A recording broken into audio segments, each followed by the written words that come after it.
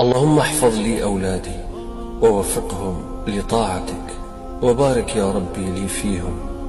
اللهم علمهم ما جهلوا وذكرهم ما نسوا، وافتح عليهم من بركاتك، إنك يا ربي سميع الدعاء. اللهم امين يا رب. ربي يحفظ لنا وليداتنا اجمعين يا رب. ايوا نتوما يا البنات، مرحبا بكم معايا من جديد وها الروينه. وقولوا لي يا البنات، واش نتوما كتعانيو بحالي من هاد الروينه اللي كيديروا ولادي؟ كتكوني كتجمعي وتنقي، ولكن غير كيجيو من المدرسه تيردوا الدنيا حاله. انتما غادي نجمع القطيطه القطيطه. سلام. اش هو جالس بوحدو، ها خرجوا راه تيكونوا الدراري كيعذبوه، غير تيخرجوا كيرتاح حتى هو بحالي، كيرتاح بحالي والله يلا. تيمشيو للمدرسه كيحس بالراحه بحالي بحالك تحس بالراحه دابا ياك. ايوا سير ترتاح. وانتم يا البنات غادي نجمع الدروينه ان شاء الله ونشطب هنايا. ايوا ويدير الله الخير.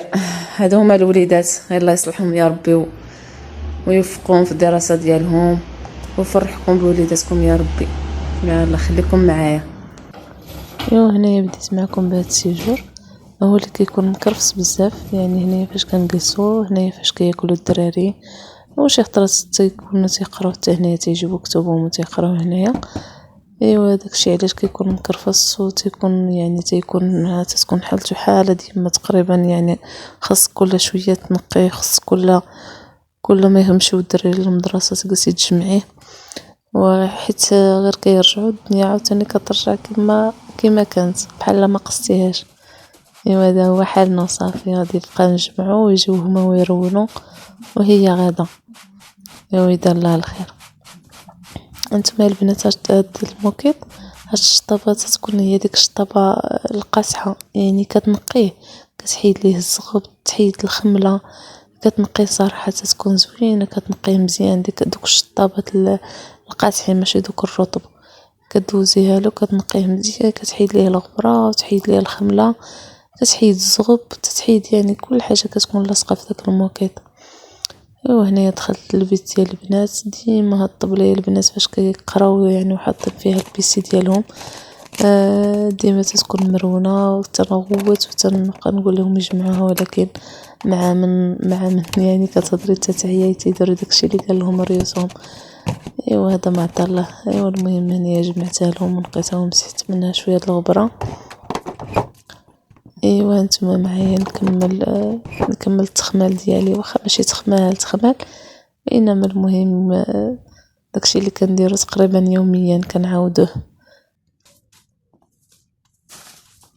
هنايا راني حيت ديك الشطابه اللي قلت لكم شطبت بها الموكيط، ديك الشطابه القاصحه، ورديت هذه اللي كتشطب يعني عادي باش تحيد ليا الغبره وتحيد ليا الخمله من فوق الفايونس هكا.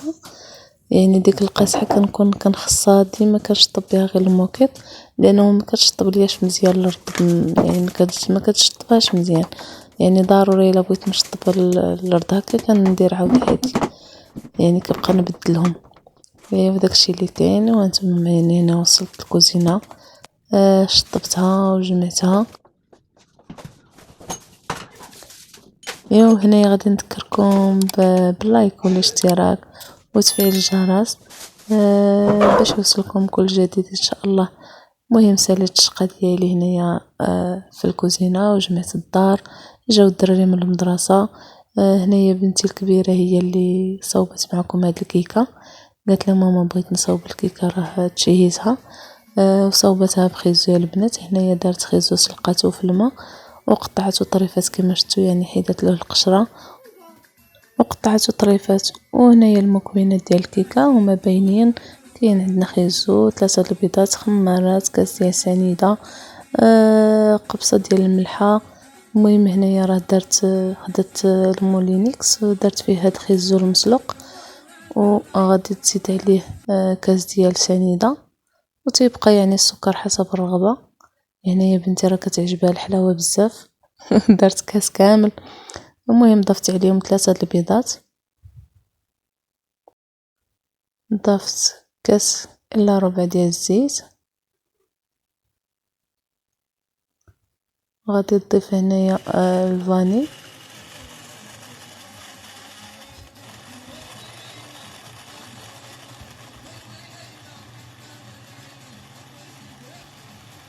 من بعد غطحن هاد المكونات كاملين البنات.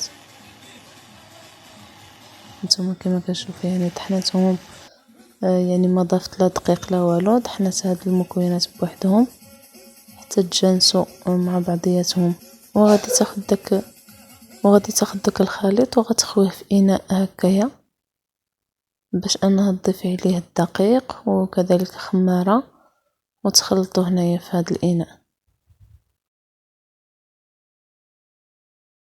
وتيبقى هنايا الدقيق، يعني غادي تبقى تزيدي الدقيق وعينك ميزانك حتى يعني تحصلي على الخليط ديال الكيكه المناسب. المهم ضفت 2 خمارات، شويه د الملحه، ايوا بدات كتخلط. نتوما كتشوفوا يعني بدات كتخلط هاد الدقيق والخماره مع داك الخليط اللي كانت طحنات في المونينكس في الاول. وغادي نبقى نضيف الدقيق حتى نحصل على هاد القوام ديال العجينه ديال الكيكه. المهم خديت المول، يعني انا خدينا هاد المول العادي اللي فيه هاد الحفره يعني في الوسط، دهناه ورشيناه بالدقيق وفرغات فيه داك الخليط.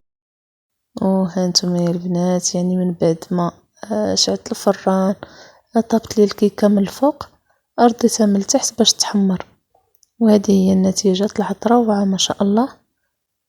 طلعت ويعني كذلك خدت داك اللون الذهبي جميل جدا، وحتى البنه ديالها كتطلع زوينه ما شاء الله. دهنتها بالشوكولاط ودردرات عليها الكاوكاو كما كتشوفوا هنايا. المهم الكيكه تطلع روعه، يعني تطلع فيها ديك النكهه ديال الخيزو، تطلع زوينه ما شاء الله وتطلع هشيشه ورائعه.